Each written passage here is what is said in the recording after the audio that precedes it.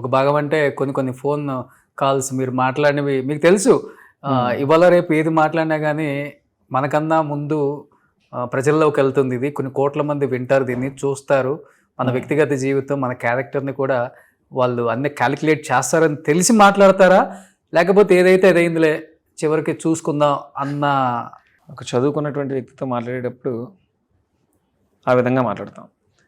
పెద్ద మనుషులతో మాట్లాడుతున్నప్పుడు మర్యాద ఇచ్చి మాట్లాడతాం. ఓకే.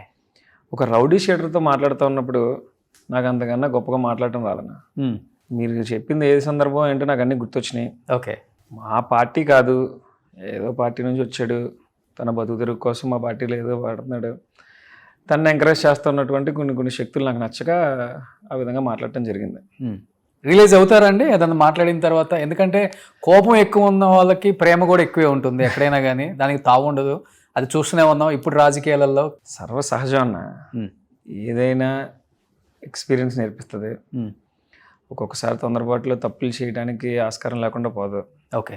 నేను మామూలు మనిషినే, తప్పులు చేయొచ్చు, ఒప్పులు చేయొచ్చు, కానీ నాకు తెలిసి ఉండగా నా మనసు ఏం చెప్తే అట్టే వెళ్తా.